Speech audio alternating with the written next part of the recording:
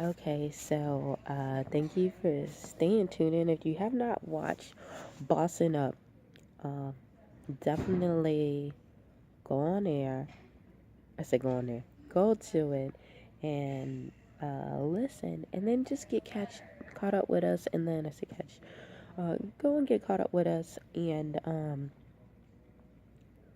yeah, catch up with us and listen so I can tell you the rest of it so we can all be on the same page. Um, I was talking on the last one, talking about your financial um, uh, expenses and making sure that you have a solid financial network.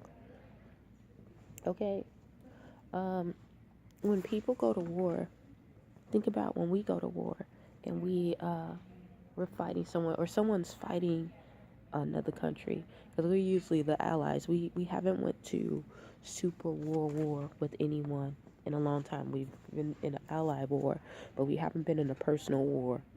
That was usually for the United States of America from the states. Okay, usually we're allies, helping Germany or helping somebody else or um, helping China or helping Korea. But what you do in war is you usually when they fight, they have to have money to fight. It costs money. Okay, energy. It's money. It's money. Okay, people use their energy to get money. So um,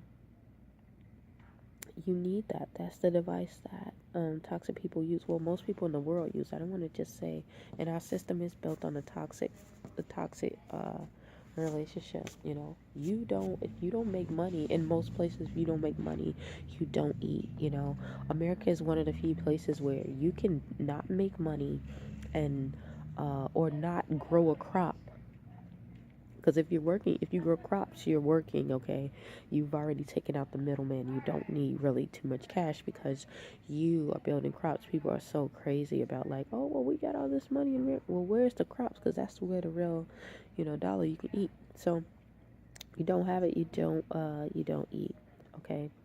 Um, One, I know a lot of people can't take out loans. I could not take out a loan at this time, okay? The first time that I was homeless, I could have, but I didn't because I was just like, that's kind of irresponsible. I don't know if I'm going to be able to pay it or not because everything is going crazy. Even though I was supposed to get unemployment, it did not happen. Um, and I just worked on it, and what I did was save, save, save, save, save. Um, Everybody can save at some point in time. They're like, some people say, I never have money, I never can save. That's because they put their priorities in a different perspective. They already have the mindset that I have too much going on. And that means you probably have just too many things that you put as a priority above saving, okay? Just find a place. It does not have to be very large. Mine started off as 25 cents. And when I say 25 cents, I mean 25 cents. I saved 25 cents about like a week, and I couldn't afford to save anything else. Everything else went literally to something else. So you want to really just save. Okay, it can be $1, $10, $100, whatever you can do. You want to save. When I was a kid, Uh, I used to save my lunch money, and I used to save like the little allowance. We didn't have allowance a lot, but my aunt tried to do this whole trend because another lady had her kids with allowance, and we were looking like we don't get allowance, but she was just like, you get what you want, you ask and you get it. And I understand that now. Like, you don't work there, you just do what you're told, and so I get it. But so I would save my money. I would save my money. We would get extra money to go to the candy store. And so we'll have our allowance, and then we'll have a whole dollar, and they'll be spending that whole dollar. My cousins will spend the whole dollars, and they have everything, and I'll get the little cheap candy, and they be like, "Bill, well, I got this one, I got this big candy, blah blah blah blah," and I would save, and then eventually.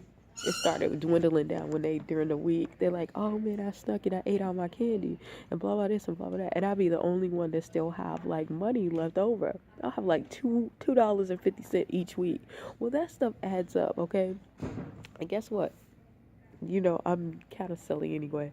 So I would like when I started learning how money flew and how it goes, I would just buy all the candy that my cousins and things would want and save them. They'd be like, "Oh, I want this, I want that." Now, sometimes I used to be like, "Well, if you do this, I'll give you that," but it shows you power, so you want to do that, and uh, that was my illustration of that. So, yeah, um, it works. It really really works. People acknowledge you more when you have that backing. Look at people who can sing. This is a really good thing.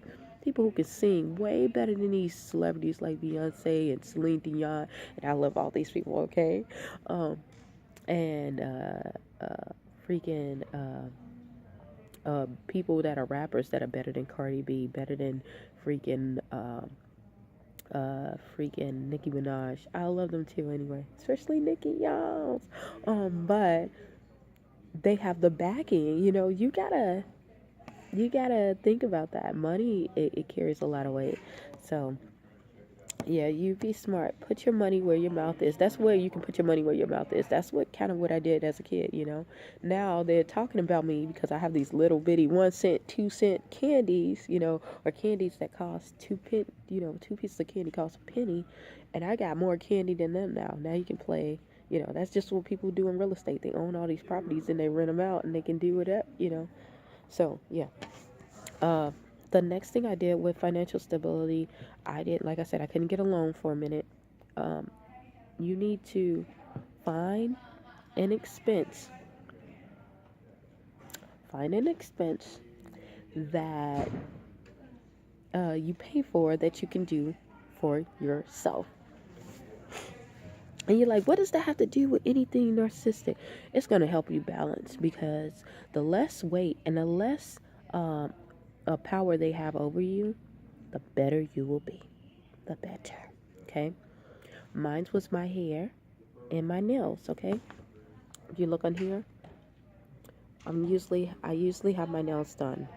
My hair is usually done, but I learned as a kid how to do my hair. Even though I love going to the shop, I still go to the shop. When I was in this situation, I was like, I gotta get my hair done. Now, at first, I couldn't do it because I didn't have the utensils at all. But once I got settled and I got everything settled, with my resources at home and everything, I started taking care of my own hair and I started doing my own nails. Now, granted, it was looking sloppy at first, but now look at them. They got so better, and I need to do a fill in, but they have gotten so much better. Um, so when I first started, and it's gonna take some time. When you first learn how to do things for yourself, it's gonna take some time. It might look kind of bad at first, but if you keep practice does make perfect. And another thing, you're learning yourself. You're learning yourself. I did not know that my texture, my hair was changing uh, when I was stressed, as far as growing. Like my hair grows really quick, but I didn't know why when I was stressing, it was falling out just as quick. So then this time it gave me some more time to look and notice the things that the person at the salon would know. I noticed that my nails sometimes need air. Uh, I will have, my nails really grow really fast too. So I just let them, I just put an overlay on them. I don't put any extensions on them. And they grow really, really quick. But sometimes they need to air out. They need to breathe, not only for the base, but the top. So, yeah. And then I made this little cheat sheet. Now I just showed you like how I save money, okay? So, um, say for instance, like the nail thing, it was $20 per nail set, right? And usually, ladies, usually it's more. Like some people were different. It's $35, but this is acrylic.